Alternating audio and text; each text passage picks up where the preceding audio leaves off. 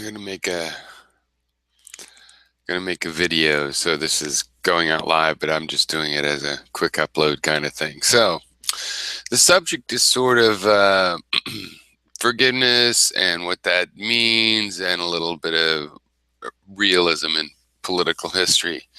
So I was in, as it happens, in Manham's chat room last Saturday, and somehow I came up blaming religious beliefs for terrorism. You know, that people were doing this for religious beliefs. And I pointed out, no, basically you have a different situation, blah, blah, blah. I can explain it, but we really all know the situation. Now, Gary is not, he's okay about that, but he's not really seen it that way. But I would say he does listen to reason on this topic. But there was also someone else in there with this more typical kind of reaction, which is, why do you, forgive terrorists? Why do you want to look the other way for terrorists? Why are you always standing up for terrorists? And it's like, look, first of all, if somebody, let's say you do something wrong to somebody, let's say you run over their pet, you can feel bad. And that doesn't mean that, and responsible rather, and that doesn't mean that, you want to let them beat you up, right? So it doesn't just mean anything goes just because you admit, okay, I hit your pet. You might want to compensate the person. It might depend on how much you feel that it's your fault. If the person insists on wanting to beat you up, that will influence what you think. It might, you start to go, hey, I feel bad, but the stupid little dog ran in front of me, blah, blah, blah. And you get this quarrel where each person takes themselves or their side is fully without fault, and the other side is fully culpable. And I just don't see it that way. I think that you look at the situation, and then, yeah, if we as Americans have done something to piss off another country, then we just have to face that country is pissed off at us. If that means that they want to kill us, then we have to deal with that. But the idea that it's just therefore it's unexplained, there's no explaining it, because now it's just too late. No, it could still be explained, right? And because we also have new generations of people, sometimes you can have a standoff long enough to people just go, what were we fighting over anyway? It is possible. It has happened.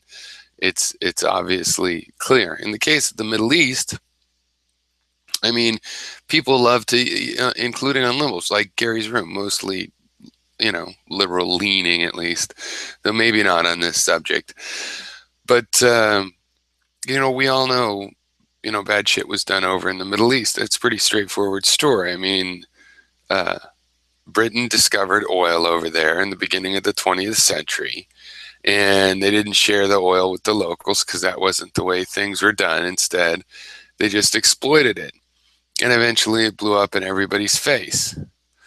So, and they had bright ideas like, well, let's help Jewish people finally get their homeland, so we'll have a European country over there by the oil.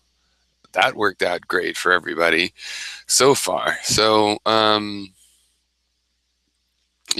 even that could be made to work out. But it's not by being in a state of denial about what happened. They overthrew a puppet regime in Iran, and then had a democratically elected leader, and there was a openly acknowledged UK, US, CIA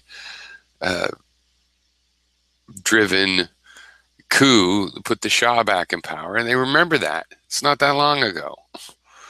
I mean, I know my grandfather's World War II stories. I mean, if your grandfather got killed in a CIA coup of another country's secret service in your own country, you remember it. And Gary was going like, it doesn't matter, I don't care. But Gary acknowledges it. We all acknowledge it. It's not really even a point of me bringing it up, except for that you guys, many of you are just kind of like, yeah, whatever details. Now, it's cold comfort that every country has these kinds of crimes in their history, just about. I mean, a funny one I think is like the country of Bhutan. The way they have their cities set up, it's because they have a history of being invaded by Tibet. So, the Dalai Lama and the most holy of holies, Tibet, well, that's the aggressor nation in Bhutan's history. And as far as I know, Bhutan's never done that. Oh, until recently, because it had a sort of a terrorism issue up there north of India. And so even it has some, uh,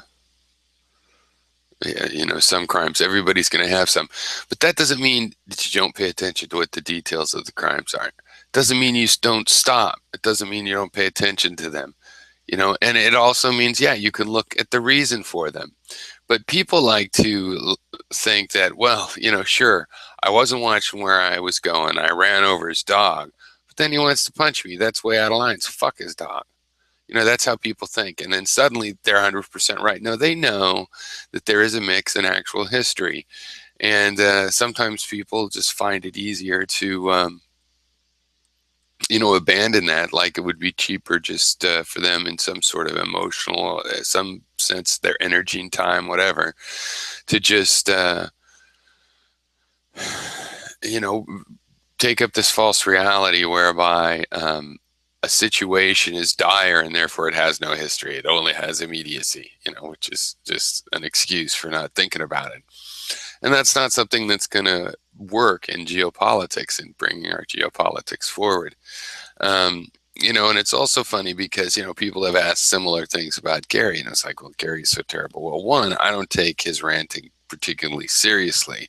I think it's a serious condition that affects his life.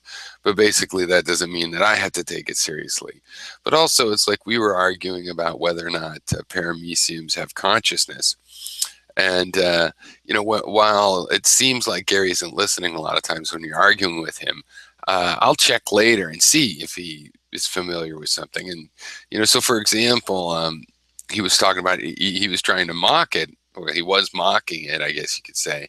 But he remembered that I'm saying that, well, there is something like neurons that is a correlate or an analog to neurons in paramecium, and it's these microtubules, and he'll know that. And so in a conversational setting, it's like, well, it's not like I pretend that someone like Gary or myself or Great Tex or To Be Serious doesn't behave the way I've known them to behave, and that it doesn't count. It's just that there can be reasons to go forward and still go, oh, well, okay, you did get that. Then what about this? In a historical context, obviously we always have that situation where there's reason to go forward. History isn't going to end. It's a continual solution. So anyway, cheers.